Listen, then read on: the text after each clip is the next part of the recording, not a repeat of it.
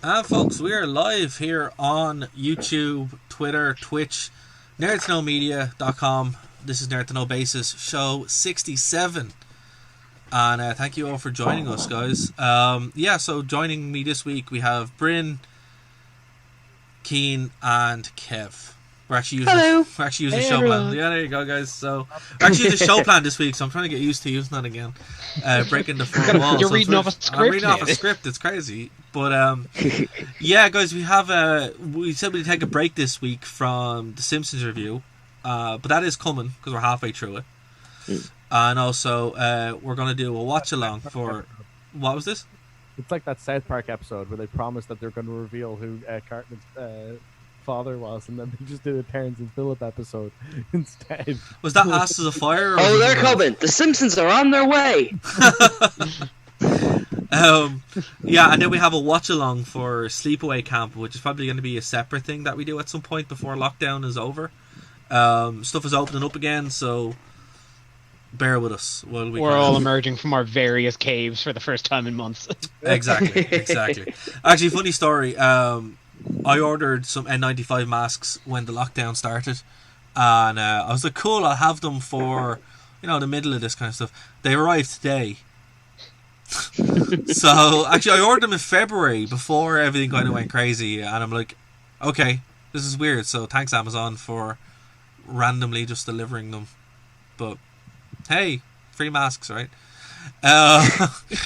Also, I just want to give a shout out. I've actually played the new System Shock demo. I don't know if you guys have ever played System Shock, have you? No. I haven't. I've heard about it. I've heard of it in the space of like the proto BioShock. Yeah. Brian, have you Yeah. played System Shock? Yeah, I played it about 10 years ago. This is the first one or second one? I was too inebriated at the time to tell you this. Fair. It's by that it's probably the second one. The second one is way more famous than the first one. But yeah, Kev, it's proto BioShock. It's proto kind of everything really. I was playing it today. I got my hands on the demo of the alpha rebuild, and it's up on the channel now for anyone who's interested. But it's really good. Like it's actually a fantastic. It feels like the old one, but the upgrades are nice. It's really sleek and smooth. So yeah, I'd pick it up there. It's free at the moment. I think the game itself will retail around €14, but totally worth it. Definitely have to check that out because I've actually been watching a playthrough of the first BioShock and kind of having a hankering to go back to it. Yeah. So if this comes along, it's something new. Oh yeah, well I would say even like BioShock 2 at the moment is still one of the best games. I think I have like 72 hours played on Steam. Of Like BioShock 2. Oh, not BioShock 2, System Shock 2. Sorry. Well, listen, don't not to knock BioShock 2. No. I BioShock Infinite is my favorite game of all time. So. Oh, wow. Yeah, I love that game. So when I was going through and playing the original BioShock, also loved the original BioShock. BioShock 2, it's okay. It's fine. It's fine. It works. Yeah. It does. But yeah, like going back and playing System Shock, it's one of those games where like it could never be ported to a console because of all the keys you need. To actually be able to upgrade everything. It's fantastic. But one of the other games that it feels like, particularly this new rebuild, is Deus Ex, the Deus Ex series. So like I've been playing a lot of Mankind Divided recently, and I was playing it, and I'm like, the hacking mechanism is very similar, and the actual gameplay itself is very similar. Have you guys ever played Deus Ex? Yeah, I did. Not really. I've seen it, but I haven't had a hand in it yet. Deus Ex is a frustrating game for me. I've tried playing it several times, but it's kind of like it seems to be all these kind of games that are like derivatives of System Shock. They are. Yeah, they are. Like the first Deus Ex. What I mean is like all these games are like derivatives of it. Like BioShock and Prey. I have this thing where I go like, I know what this game wants me to do, but for the love of God, I cannot find what they want me to do. There's a lot. There's a lot of like the first Deus Ex obviously is that's a different conversation, but specifically the Mankind Divided and Human Revolution, they're games that I would say if you haven't played them, do. I'll be honest with you. The first time I played Human Revolution, I hated it, couldn't get into it, stuck in the hub world. I'm like, I have no idea what's going on, and then I was like, I'm actually going to figure this out, and I got past the hub world, and it became one of my favorite games ever. and I love it. But Mankind Divided had the exact same problem. It has this hub world, and you're just like, where do I go?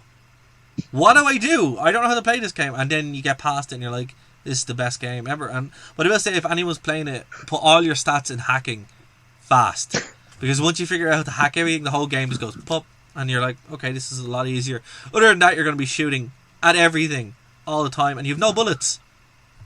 So you're like, there's a big robot over there, and I can't do anything. So I'm just gonna look at it. I'm just gonna look at it and hopefully use stealth. But if you use the hacking mechanisms, you can use remote hacking where you use the force basically to knock off TVs and stuff. It's great. But I'm about halfway through it, and I would thoroughly recommend it. But that's what this System Shock build felt like. If you're a fan of those games, if you're not, I totally understand. But it's worth your time to invest in these. And I would say if you have a PS4, pick up Mankind Divided. It's like €5. It did not do well. The second one, people did not even go for it. I don't know why, but it's a lot of fun. I would say I cheated a little bit because I bought DLC. I know. I bought DLC where it would give me upgrades for practice and stuff like that. So I'm part of the problem. I'm part of the problem. I know. I'm part of the problem, but I don't regret it. It did actually make a part of the game a lot easier because I'm like, oh, I can just upgrade this and then it's fine. But shame. Well, speaking of giving things a stern look, Kev, I believe you invested in a new gaming technology this week, didn't you? What did you go for? PlayStation have they've started. The digital sale has started, but they have their days of play sale every year. Right. The moment they started it last week with a lot of physical stuff, they dropped the price of the PlayStation VR by £100. Days of play. Now, what's this? Because I don't know what this is. It's not something they advertise a huge amount, but I've noticed the past couple of years. It's basically just middle of June. It's usually on the run up to what would be E3 and that. Right. They just put a bunch of stuff on sale. They'll drop prices of like consoles, drop the price of PlayStation Plus subscriptions, get like all their first party stuff and just slash prices. Run it for about 2 weeks, and then all the new games are announced and yada yada yada. They announced it this year. And it's the first time I've seen like a significant drop on the hardware that made me actually commit to it. And so I got a PlayStation VR. Nice. For a truly crazy price. It was $230 for the headset and all the gear to set it up. That's not bad. And that's not bad. 5 games. Jeez. Not even like shovelware titles. No. Resident Evil 7, Skyrim. Astrobot Rescue Mission, which is like a Japan Studios PlayStation first party. It's great as well. It's like a little third person character platformer where you control this little robot and you got to find other little robots. It's so fun and so well designed for the VR space where like you're sitting in your chair and you're traveling through like a one-way tunnel. And there's just like little platforms, and you see a staircase kind of going off to the left there, and you actually have to kind of move your head and look. Like there was one part where like I saw a hole above me, and I was like, if I just stand and look, oh, there he is! It utilizes the VR like better than I ever could have imagined. I've had a look at it. So well done. I've had a look at it there, and I wasn't aware this was a thing because obviously, like PlayStation have been pretty good with their digital sales, but this is pretty awesome. Like and like I know this year they really highlighted. It's something they've been doing since the PS2, like the PlayStation Hits titles, all the first party stuff. Oh yeah. Like they've announced that like all the PS4 old PlayStation Hits, like the likes of Uncharted 4 and all those for like old first party PS4 titles, they're all like £15 now. They have just hit the axe on them now and just kind of basically given them away. They do this every year, and sometimes you get some really, really good stuff for this. But the PlayStation VR, I never thought I'd commit to a VR headset, but now I want nothing more than to play it all the time. And the main thing stopping me is the sheer biological factor that I cannot play it for more than 2 hours at a time. Yeah, that would be my kind of thing too. I've done a bit of it with Unity. The developing scene in Dublin is quite good for Unity developers who like make things with it. I feel incredibly sick every time I go near VR. Like I've been binge playing binge again 2 hours at a time Resident Evil 7 in Oh, VR, that'd and be it's fantastic. But yeah, like I'll be just kind of walking through the house and I'll think to myself, man, my head's really starting to hurt, and I don't know if that's because I'm getting scared or because I might actually vomit. Oh god, yeah, that's cool. Oh no, look, it's cool. It's cool really that incredible. it's cool that they're dropping their hardware. I know Steam do the same thing on their Steam sales. They're like, you can get a Steam Link for like a tenner or a Steam controller for like, what, 30 quid maybe, 20 quid. So that's cool. Yeah. One thing actually, before we move on to PlayStation topic, right? I don't know if you guys know this or not, but the PlayStation Vita, has a really, really good modding life. As far as yeah. Oh, you were talking about this over Christmas, weren't you? I was. Well, not over Christmas. I got it just before the lockdown, and that's when I kind of figured out how to jailbreak it and stuff. But theoretically for academic purposes. But there's a user on Twitter. Follow me on Twitter @DaraWV, and he actually updates new patches and firmware that comes out and new modules. And one of the new modules that they're working on right now, and there's a proof of concept up, is Dreamcast. So yeah, what? yeah. So Redream, What? yeah, Dreamcast games on a Vita. yeah. So Redream is the emulator that you'd use on computers. He was able to render Redream on Vita. So it's not out yet, but we're very close, and it's very exciting. So fair play. It's truly impressive, because I honestly thought you could do Dreamcast on like RetroArch or something. You can't do it on the Vita. It's not powerful enough until now. So it looks like that's going to be happening relatively soon. To be fair, the Vita was a surprisingly little powerful console for being kind of a juiced up PSP. The fidelity it had for especially the time it came out was like leaps and bounds ahead of what the old, because that was around the time of the original DS. Well, kind of, sort of. I think so. Kind of, sort of. But the thing of it is, maybe the 3DS. The 3DS. The old 3DS. Because I had a DS and a PSP at the same time. Yeah, the PSP in itself is a great little emulation device. It pretty much plays everything up to the N64. Nothing really plays the N64 except the computer or the original Xbox. It's the only thing I've been able to find that runs an N64 without it dying. But the Vita is able to run pretty much everything, but it did have limitations at the PlayStation 2, and it had limitations at the Dreamcast because it wasn't there.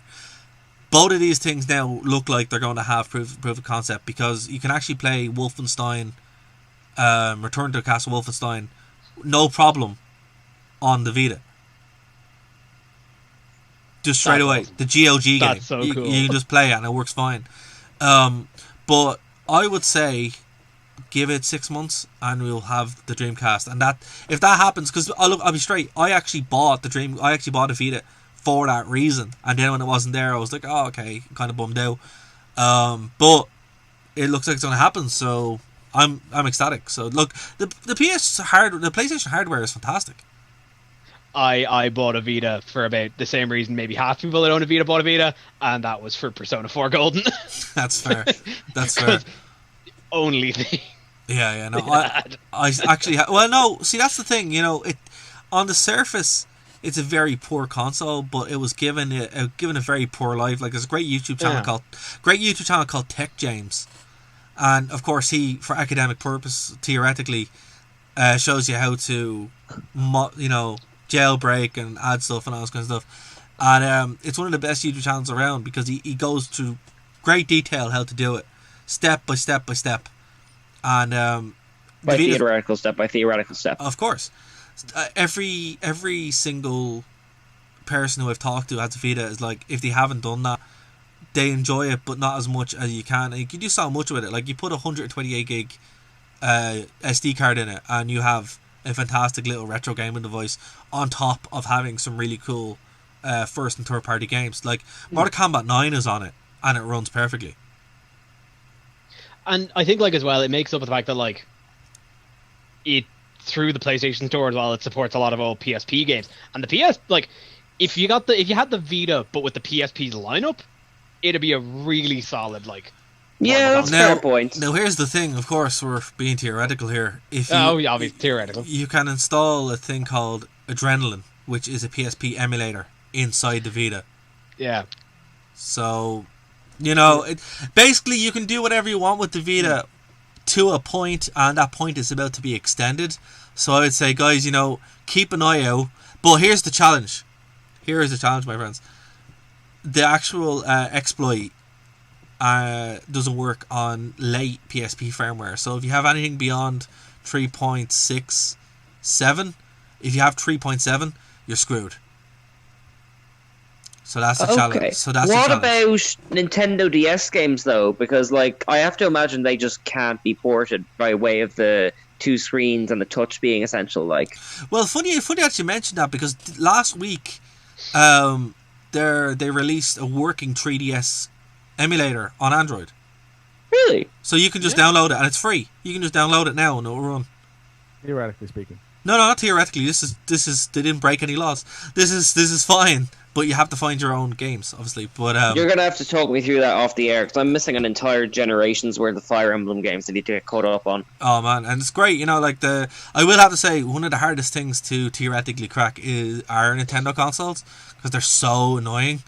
But they're so just hard linked to the hardware that they're on. Yeah. That Yes, Nintendo exactly. have a Yeah, difficult yeah. time separating them from it. But basically, the exploit to break a 3DS are bad games that cost €4. You actually have to buy the games to exploit their code because of buffer overflow. And that's how it works. That's how you get the exploit in and install God mode. With the PlayStation, it's just like, oh yeah, here's the back door, just walk in. It's like, that's it. It's just, they just didn't patch it out and you went in and got it. But the Vita still has an active support, which is really awesome. That in 2020, that's the console to have now. That's the handheld, not the Switch, not anything like that. The PS Vita, it's great. But it's great despite Sony, and that's the truth. It's like the That's PlayStation. right. It is great despite Sony. Yeah. Well, yeah. The funny little lifestyle thing I heard about the Vita, because again, most people here know that the Vita crashed, in Western sales. Hard. The reason it it was supported by Sony as long as it was because it had a stellar life in Japan, simply as a visual novel simulator, as a visual novel. But that's the machine. thing. I could see that working. But that's what I use it for too. Yeah, It has a great visual. It's one of the best ways. The actual games that it has in the range, if you tune in the right way, and there's something else theoretically, of course, that allows you to access the entire library of everything on it for free. Theoretically, educational purposes, of course, and you can just see what's all there. You can go through Japan games, European games, UK games. It's all there. And I would say, if you're looking for a place to start, go over to Tech James' channel. He is awesome. And you'll see all that content there. But the Vita is great, guys. I can also stream from the Vita. So what I'm probably going to do, I'm going to do some street reviews. So have a look at that. And I would say that's my recommendation. My hard recommendation of a console is the Vita.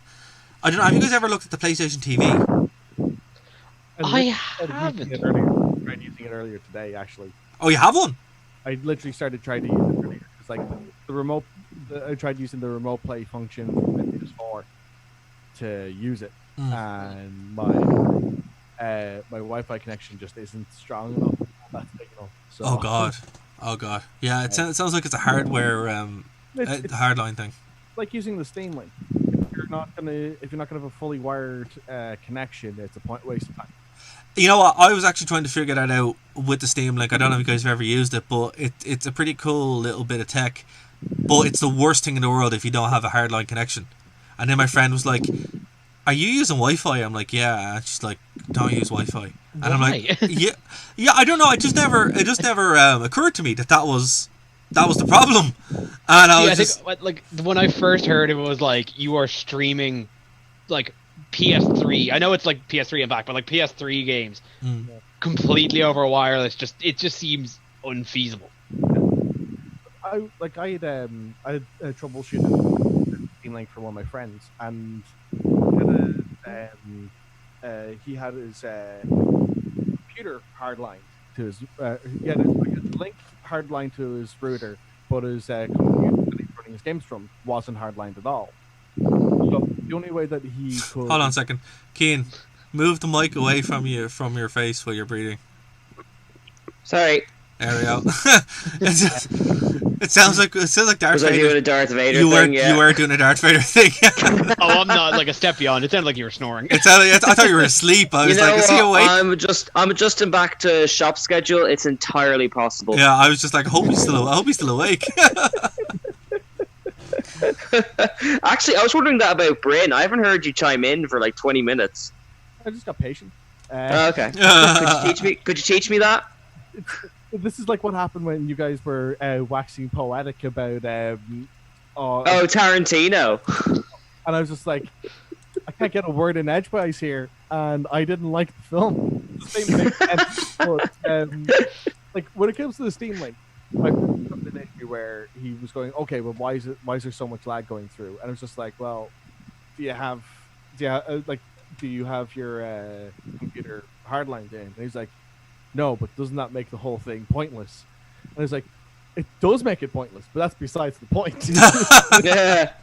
Yeah, it's funny, like, it's one of those things, but, like, even to our streaming, before we figured out how streaming actually was working, trying to do it on Wi-Fi was just a no-goer, you know? So that's a free piece of advice for anybody listening or watching when you want to stream.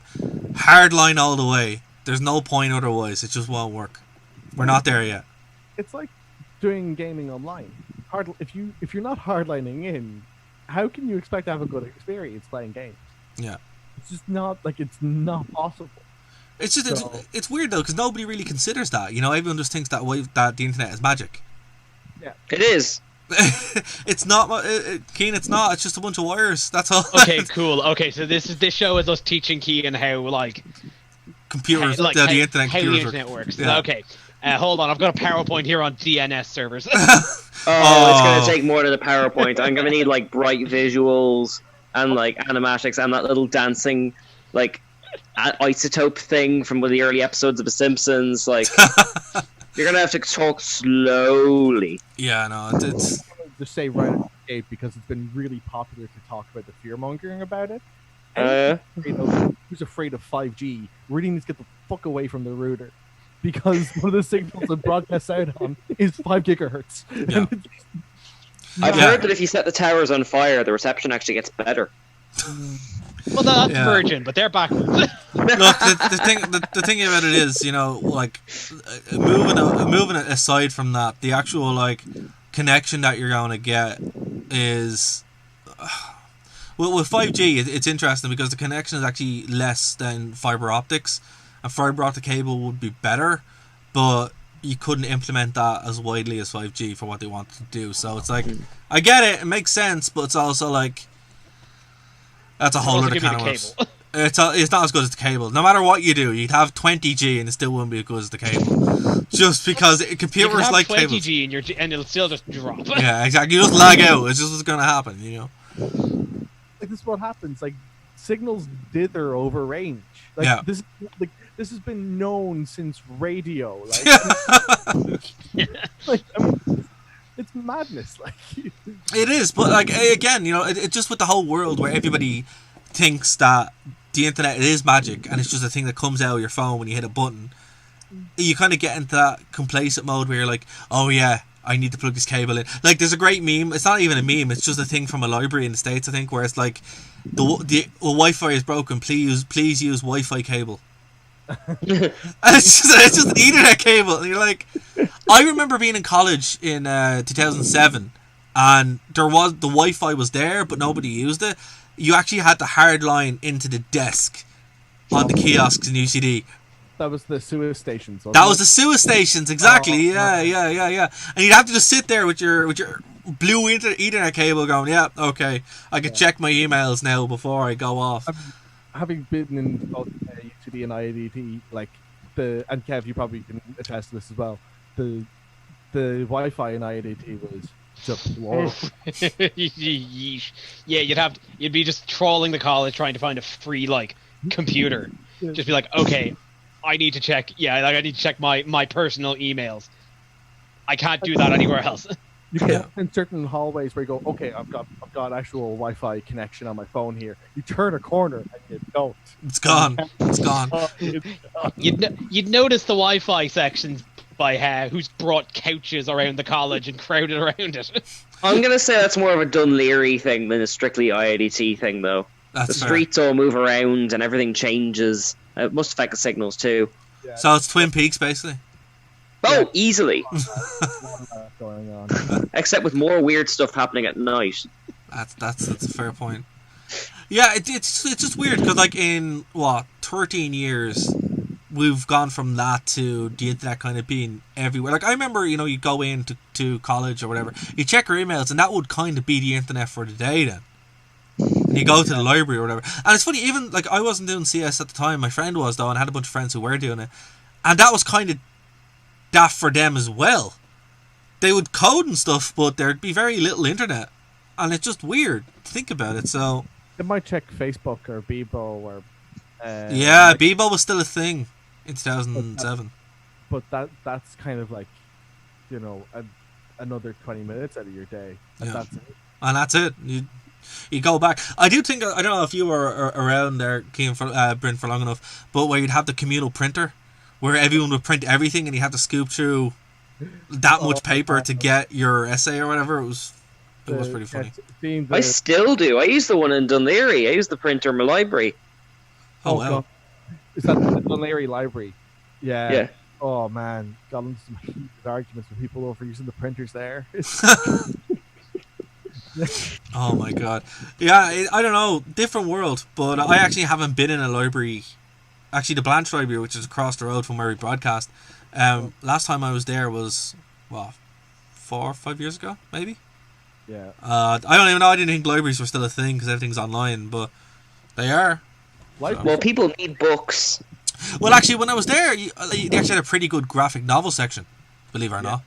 Like most Dublin libraries are really well stocked in terms of their DVDs, their movies, their like pretty much every kind of media. Like I think it's like the best bargain on earth that no one seems to care about for whatever reason. But nobody seems to know about it. That's the truth of it, One thing that people don't know about as well is all Dublin libraries now are linked together. So if you're looking for whatever reason you want to read The Crow, right? They can help you track down which library has it, and you can order it in. And they've had that system since I was a kid. Like it's worth just chancing your arm and asking for almost anything in a library. Like I've gotten such a huge range of like Star Wars books just from the one in Dunleary. Like, 'cause Stevie's like a real sharpshooter for finding them. Like it's always like I've never been in a library and not come away with like 5 books I wasn't thinking of reading. Like, well, the one in Blanche actually is great as well for that system. Like their comic section is great, but also their history section is actually out of this world. But you can actually use that link as well. You can order them in, and they'll have them in a couple of days. It's a bit of a shame that people don't go back to libraries, but it's just the kind of thing that why would you think about it? And even still, the online stuff, the digitalization, where you can actually just go through the digital collection. I think that's what we're going to see more of now moving forward. Yeah. But I mean, like, I think it's one of those things. Like, I always grew up around libraries because my dad reads more books than he can afford, and like, again, like this is a guy. Like, I have never really been much of a reader, but my dad will read 5 different books at the same time. Wow. Because that's just how he does it. Like, he'll read, like, I've read a chapter in this, now I want the next book, read a chapter, and just kind of cycle like that. I would be guilty of doing that for a maximum 2 books, and then I lose interest. Yeah. But anyway, that's just how that's like his reading habit. But like, because of that, like, you could not afford to buy all those books. No. And two, you wouldn't have the shelf space if you could. So, like, libraries. Have you seen my shelves? There's only finite space in your home, kid. Actually, it's funny. Do you guys remember Borders? Yes.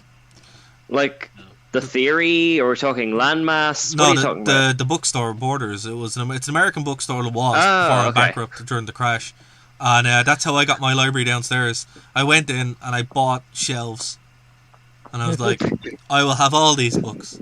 And yeah, it was ridiculous because at one point they were on sale for like 75% off or something like that, and at the end it was like grab, smash and run, basically whatever you want.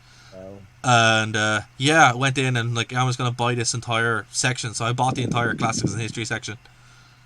Just have it downstairs. We had a local Extravision closed down. Same thing. Years ago in X-Men. And it was very much the same situation where I was walking in to find some, like, bargain Blu-rays, and somebody's walking out with a shelving unit. It's what you do. You're like, you had to get it out. You have to get it out. It's like eventually, if you wait long enough, they're going to sell off everything, and that means shelving units. The fixtures that are there. Actually, when everything but the walls. But when Maplin's closed down as well, the same thing happened. I brought this wall from home. Well, when Maplin's closed down and Blanche, the same thing. They're like, you can buy this. This shelf is not for sale. There were signs up saying you can't buy this shelf, but this shelf is, and it's just like, oh, this is wild. That's so mad though, because like me and my friends, we do this terrible millennial thing where we like have conversations about the house we'd build if like life was like The Sims, you could actually afford houses. And the one thing everyone zones in on is shelves. Everyone I know is mad about shelves at the moment. I'm not, because I have a shelf up here that I sleep under, and I'm horribly afraid. Well, you've hit your quota then. Leave shelves for the rest of us. Yeah, no, I'm actually afraid of the shelving unit. I know it's fine, but I'm still like, that could kill me in my sleep. So no, I no. If now it makes so much sense. No, if periodically the shelf will just lean and just shot behind Dara's head. It's just like, what? No, but if the conversation that I would have if you could afford like something for The Sims, a pool. That's what you want. Don't even want a car, but a pool is what you want. See, I feel like you'd never use a pool though. No, you have to clean it and all this kind of stuff. Simpsons has shown us that a pool makes everything better. That's why you get an indoor pool game. Exactly. I'm putting now the house has to be big enough to have an indoor pool. I mean, where are you getting yourselves? Hold on. You can do this proper ancient Roman style. Your library could be your pool room. Yes. Would you have to wrap all the books in plastic? No, that's why you use papyri and also tablets. Literally. It's also why you have a no diving rule. Exactly. You can't afford to not have a Swear to God, if any of you guys smash my books, death. Smash. Actually, splash. It's one thing actually that I've noticed. Whenever you're watching like 1980s movies or movies that are before smartphones, and there's a pool, and people just throw each other willy nilly into the pool, and you're like, if that happened now, they'd freak out because their phone's destroyed. Yeah. And you're like, I thought you were gonna say because they'd have filmed it on the smartphone and they would have just looked awful on the internet. That's fair. That's also true, but it's also like, people are a lot less tolerant about being thrown into pools since about 2008. Yeah, I mean that's the real turn of the century thing right there, isn't it? Yeah, like a couple of years ago you wouldn't have minded, but now you're like, you just ruined my phone. Like, I will say this: I think I will always mind being thrown in a pool against my will any given century. Depends who it's by. If it's by one of your friends, you're like, oh. If it's some randomer, you're like, this guy has a problem. What's he doing? Okay, got so many questions. Where did this pool come from? Exactly. I was just walking down the street to my library. Well, with a shelf under one arm and papyrus under the other. Oh man. Actually, I watched. There's a really good service at the moment. Obviously, you guys know I'm a big horror movie fan, right? And there's during the lockdown trying to find stuff to watch. Oh, Shudder. Shudder, yeah. I've seen Shudder. It looks class. No, Shudder's great. We're not sponsored by them. If we are, that'd be great. Give me a free subscription. No, they are great, and it's actually really cheap as well, right? It's only like €40 for the year, and there's a free code you can use, shut in, for free 30-day trial, and then cancel after that if you want. But they have everything. It's all done by order as well. So if you want 70s occult horror movies, they have 70s occult horror movies up the wazoo. If you want zombie movies from 1989, if you want slocky VHS movies, it's all there. It's great. But before I got that, I was working through different horror movies on Amazon Prime, and Amazon Prime is ridiculous. That they will publish anything. Literally. Well, of course they publish Picard. I remember the tirades in the group chat about you going on about some of the terrible horror movies on Amazon. Keen, what you said, Keen, like as you said, like it's like someone shot it on a phone and posted on this. What was one of the movies? Oh, it was. Cam was Netflix. What was the other one you were talking about? Cam. We'll get to Cam in a second because Cam is actually great. But it was, what was it? Was it Friend List? Right? No way. Is that on there? No, and I am watching that. But it's not.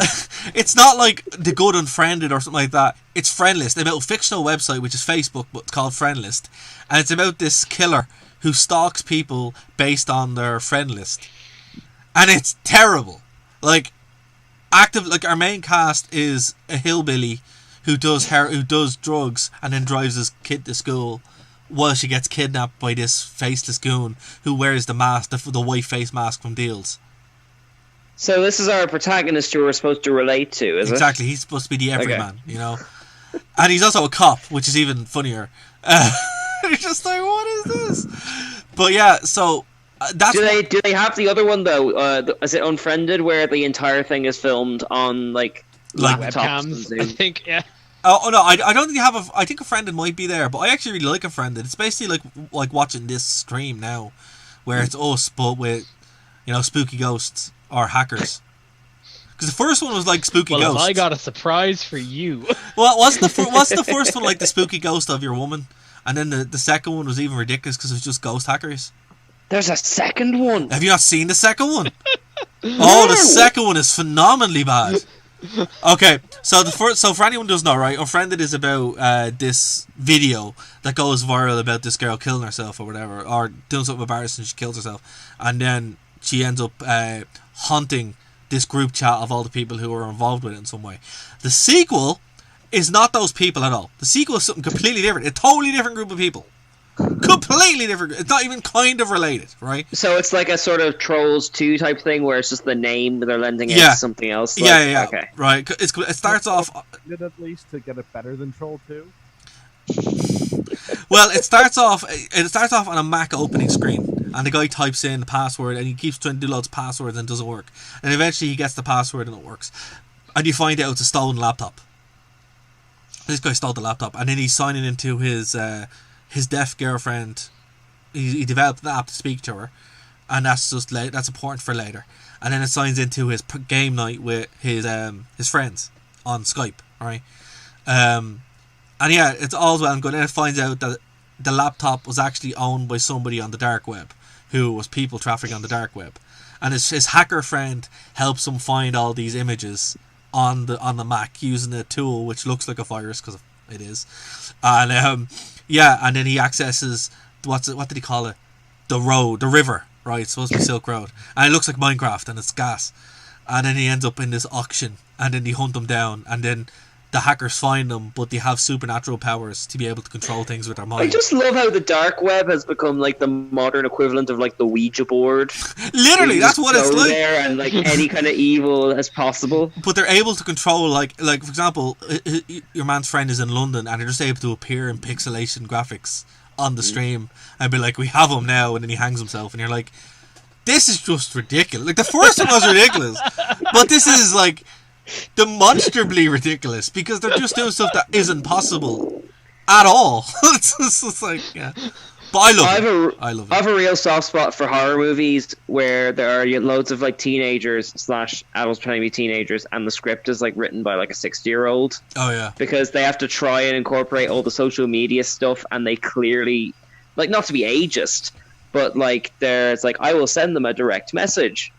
There was loads of that in the Slender Man movie, and Truth or Dare, and all this kind of stuff. God. I don't know. Dara, I have one question for you. If you die in the game, do you die in real life?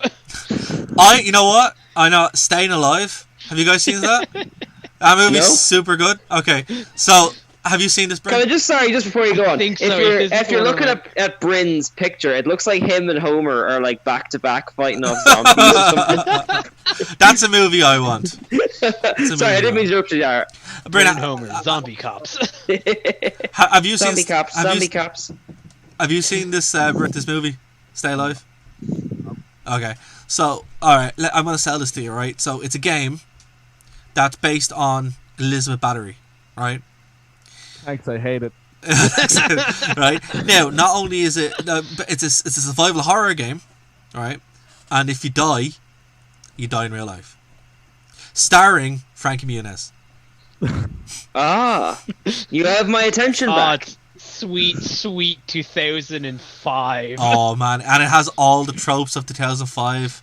It has like proto streamers. Frankie Muniz, he has a backwards cap and everything. Does it have like a heavy metal like song soundtrack? Yes, it does. Yeah, it does, and there's heavy metal throughout the whole thing. I can already imagine like the kind of zoom in shots and the weird angles and the way it's shot. Like, imagine the cinematography of those old like piracy ads. Exactly. That's the movie, yeah. And that piracy ad must have had a huge influence over every single movie that came out between 2002 and 2007. I will say though, I don't hate it. It's an interesting movie. Although Frankie Muniz. Let's talk about the piracy ads. hey, I go for bat for those. They're great. I missed textbook shot composition. I missed them. Like a lot of that stuff wouldn't be relatable anymore now. You wouldn't. Your man's in a video store. Video stores don't exist anymore. It's like this is just what's going on. You say that, but I bet piracy is like 95% since then with the internet and everything. But Dean, you can now download a car and a house. Apparently. Here's my 3D printer. Actually. Oh my god, I really want to see a version of that ad where it's like still playing that. Someone's just printing assembling a car brick by brick. My favorite assessment of that whole sequence was Ed Byrne saying, "Oh, this music's so funky, it makes me want to." I was really hoping you'd bring that up. Yeah, I love that to bits. Was it like dan? So funky, you want to obey the law. Oh man, it's just like I do want to see a recut now where someone just 3D printing something. That would be great. Actually, Linus Tech Tips did, or one of those channels, they did a $100 Wish 3D printer. Oh wow! And it's actually not bad once you're printing something like specifically small enough or using the proper plastic. It's fine. Like, but you can get a 3D printer for £100 on Wish if you guys want to build your own car brick by brick, as Keane said so eloquently. Do that music only. You have to. That's the sort of thing you would want to have started 2 months ago at the start of this whole thing. This is my lockdown project. I've built a car. Yeah, I bet call it the Homer. Are going to start having clever ideas of what they could do with 2 months, like in a week's time when everyone goes back to work. This is going to have people like, look at my lockdown projects. Like, you're back to work next week. Like, it's funny. Driving into the office in my new car. apparently you have time to build a bike, and not much of a bike, but definitely a bike. At least one wheel. At least one wheel. Ein kleiner basically. But no, I would seriously recommend Stay Alive. It's one of the best movies. Another one to watch, actually. Now that this is a horror podcast. 2000. Have you guys seen the Hellraiser Hell World movie? Yeah, I have never seen a Hellraiser movie. Same. Right. I watched the three of them back to back, and I felt physically ill. Excellent. And then I watched the ones after it, and I laughed my ass off. So that's the quality, right? So the first three are they're just torture porn. Like it is what it is. The first one's still very good though, but kind of grotesque. After that, it's kind of like they had scripts that needed to be movies. And they said, let's just make this. I'm sorry. They made the first one, and then after that... No, after the third one. After the third one, they had scripts. And they're like, you know what this could do with Pinhead? And my favourite one is Hell World. And this is one of the first early appearances of Superman. Current Superman, Henry Cavill. Thank you for clarifying. Yeah, current Superman.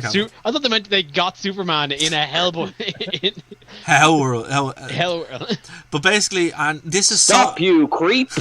This is so 2005 that the core premise revolves around the Nokia 3310. Yeah. Oh. To be fair, I have a lot of fond memories of my 3310. You could throw that thing at a wall, or indeed a shelf, multiple times, and it would still be fine. Someone blew it up during the week, and it still worked. Yeah. There you go. It's the only phone I would not be upset if I got pushed into a pool over. So because you know what It would be fine. No, it would swim back to shore better than you could. No, we know what happened. That would be your buoyancy device. Yeah, you'd bounce back up. You'd bounce back in because it's. And you could play Snake while you were going back. Exactly. Yeah, so like, I think they're great recommendations to watch. I think they're all on Shudder as well. Like Shudder has a section of terrible movies, which are they know they're terrible, but that's what you're paying for. If this is a horror podcast now, I absolutely have to bring up that I saw The Lighthouse over the week, and everybody should watch The Lighthouse. Okay. I really want to see that one. I want an elevator pitch. It's literally just Willem Dafoe and Robert Pattinson just going insane over the course of 2 hours. I can watch that. But it is just like it's a really, really good movie. Like in terms, I never saw The Witch, but I know it's the same director. Witch is very good. Like it's very well shot, very well written, very well directed, and like it's literally just kind of Robert Pattinson's character just gradually going insane, being stuck on this island in the middle of the bleeding 1920s or so. I think it's post-war. But like it is just, it's so infinitely quotable with these weird 1920s odd like sea shanty thing. Like you will be asking random people on the street after you watch this movie, are you fond of me lobster? Okay. Or just like because I know as a friend, my friend David was the one that convinced me to watch it, so I watched it, and immediately as soon as I texted him, I just texted him the word in all caps, hark. And is it on Netflix or is it on some other service? I think it's on Amazon. Right. Amazon Prime. I'm pretty sure it's on Prime. Okay, I'm gonna be watching that on my first day off this week. I watched it in totally legitimate physical format. Oh wow, how retro! But like, where did you get it? In what shop is open that would sell it? Totally legit video store. Totally. Oh, I see. Okay. How very academic of you. I don't know. I discovered a recent Clive Barker horror movie that was on. Red Letter Media did a review of it. I was wondering if you were going to bring this up. Did you watch it? I haven't seen the film. I watched the Red Letter Media thing. What's the name of it? Raw something. It's based in Ireland, and it's about this demon, a sexual demon that tries to attack everybody but won't kill pregnant women, or is afraid of facility symbols. It's very weird. It's a very weird movie. It's actually Rawhead Fred, I think, or something like that. Raw or something like that. I can't remember the name of it. But Red Letter Media did a review of it, and I actually was able to find it on YouTube in its entirety, and I'm like, this movie is so weird. And it's a couple of years before Hellraiser, so I was just like, okay, I need to bring this up because this movie is very strange. But to be fair, it does have a very good Irish cast. They all sound like they're from Ireland, so I think it was shot in Ireland. Yeah, and it actually looks like Ireland. It's not they're saying it's Dublin, and it's like one building next to 11 trees. Like exactly, yeah. It feels like just in the middle of like Mayo or Mead or something. Yeah. They're not walking from the Blarney Stone to the Giant's Causeway in one shot. Or something exactly. Yeah, it's worth a watch. I can't remember the name of it now for the life of me, but unfortunately I can't check without opening the video on my phone. But the thing that really caught my eye in that was the Neil Breen Master Course. Yes. Now this is crazy. If anyone hasn't seen this, We're Nerd to Know. Red Letter Media do a review series, and this week was on that movie and also this director who... We gotta preface this though. Do you both know who Neil Breen is? Of course I know. He rings a bell. Don't insult me. I thought I brought him up a couple weeks ago. I think you might have, Bryn. Neil Breen is like the guy who directed The Room taken to like the next level. Yeah. He is the actor / director / writer / producer who makes his money off being an architect and makes these weird movies that are so bad it's good. And like, I don't know, how would you describe him, Dara? Someone who is like Tommy Wiseau, but without the awareness that he's Tommy Wiseau. Rawhead Rex, that's the name of the movie. That's it. But yeah, of the passion that Tommy Wiseau clearly has to try and make films. Clearly he's just like, I'm making films because I'm great. Yeah. And that's kind of as much as he's putting into it. Literally, like, Tommy Wiseau, he doesn't believe, like, initially he didn't believe that he was making a bad movie, but now he's fully bought into it and embraced it.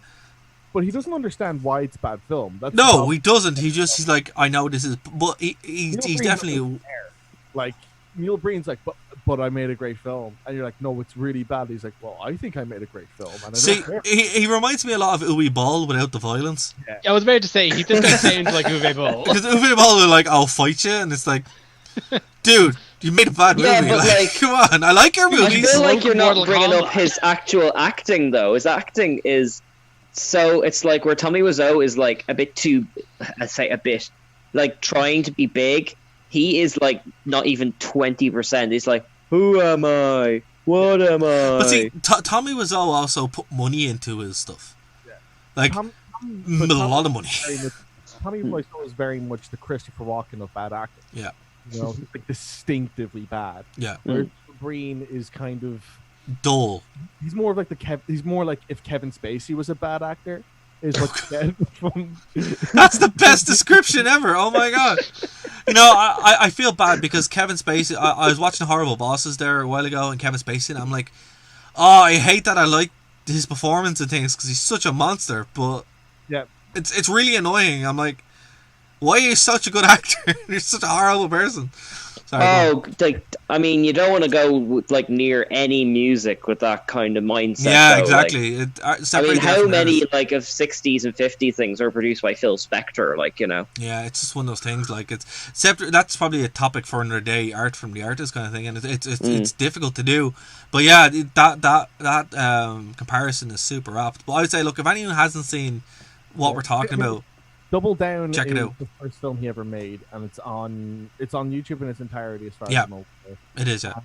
I mean, like, Double Down, the only way I can describe it is, if you want to ever see a film where it very much feels like the main character was drawn by a 4-year-old trying to make sure that his character is more powerful than everyone else on the playground, that's exactly what Double Down is. Is Double Down the one where he's like a secret agent and also like a soldier he was a former hacker. That's it, with the dead wife and all that kind of stuff.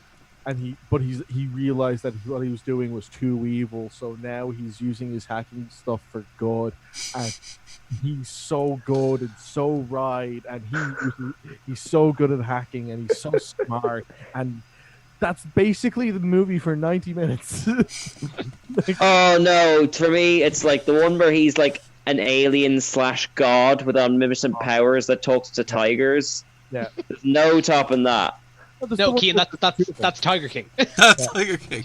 Oh god, Tiger King's got nothing on this movie. But in terms of the weirdness, my favorite like thing, Tiger King doesn't have a Thanos active god in it. Like, God. My favorite thing about the Neil Breen series, though, is that like he honestly believes that this is worth $200. Yeah, he believes that he's sharing this gift from the gods. Oh, like his documentary series opens with people applauding his film, and he's like, "Look at that! They are applauding the film. I have made 5 feature films." I love that he makes like his documentary How to Make Movies. It has the worst production of anything ever. Yeah. It's like he shot it on his phone and then like walks around the house and goes, "So here's how you make a movie." It's like, yeah, and it's not even like a free online thing. It's like $200. $200 or something. Yeah. And like, is it even on DVD? Like, I was assuming it was delivered it on floppy disks or something. And you just popped it in. It would explain the quality. Or VHS. This is one of those things that reminds me of an interview I saw with Tommy Wiseau back just before The Room really hit the peak of its infamous popularity, where like he'd done an interview where someone was asking him about why did he shoot half the film on 35mm and then the other half on HD. And he's like, "Oh, it's an intentional decision," despite like it wasn't. He's like, "It's an intentional decision. You know, I'm really really proud with the technique. I'm going, it's like I'm going to make a full documentary on the benefits of using this style and maybe write a book about it." And it's just like, it's like these people are hacks. Yeah.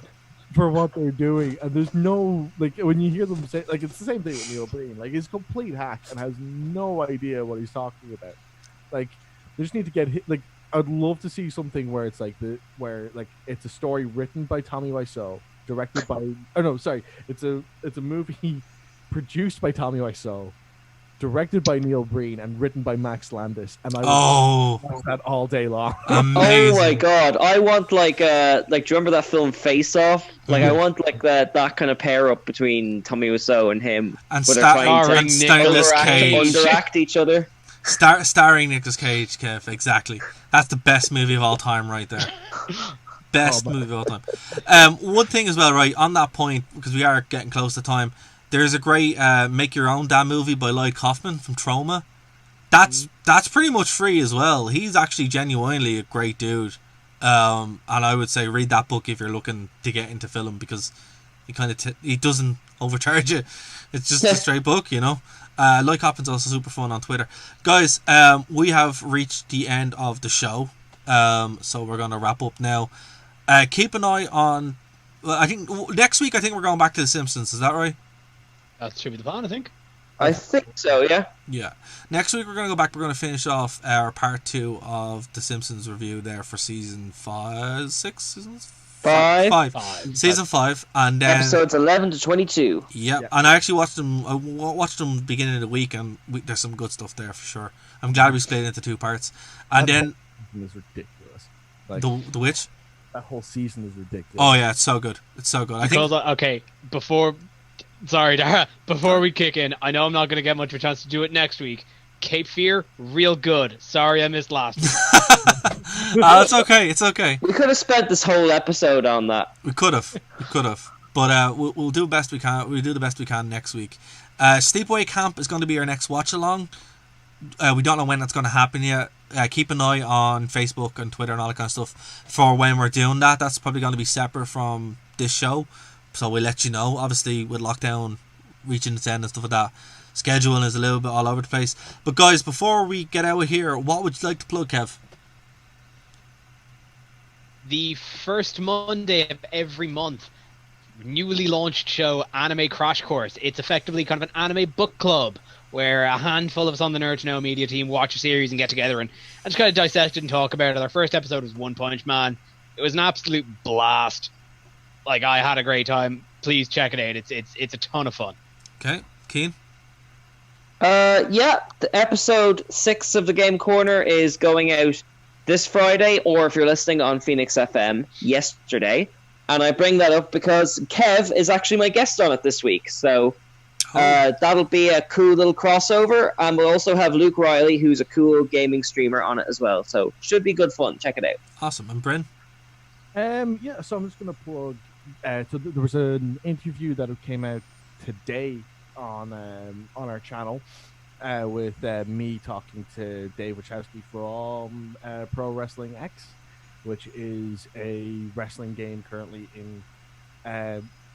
still in development. And I'd highly recommend checking out that interview, and also check out that game on Steam, because they're really, really good guys, and the game is about €1, so it's well worth having a gander at it.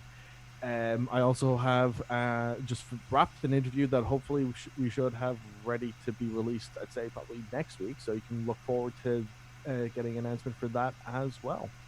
Yeah, and the best way to do it, because there's so much content coming up, subscribe. Click the bell on YouTube. You'll get notified when stuff drops or when we go live as well. Facebook, Nerd to Know Media. nerdtoknowmedia.com is also the hub to reach everything. And we have so much content coming in, guys. I'm not even going to try run through it. But pretty much a new show dropping every day. If it's not from one of us, it's from Lisa or from Katie. So yeah, guys, so much. Were sorely missed this week. They were. Hopefully we'll have them back next week, and we'll. Do you think you'd get away talking about the PS Vita for half an hour if the two of them were here? I doubt it. I would have pushed for it. But yeah, guys, let us know what you thought about this show. You can reach us nerdtoknowmedia.com, nerdtoknowmedia@gmail.com, or leave a comment underneath this video and let us know what you like, what you didn't like, or your thoughts on the PS Vita. So guys, from everybody, we will talk to you next week here on Nerd to Know Basis, Nerd to Know Media, Phoenix 92.5 FM. See you later, guys. Bye-bye.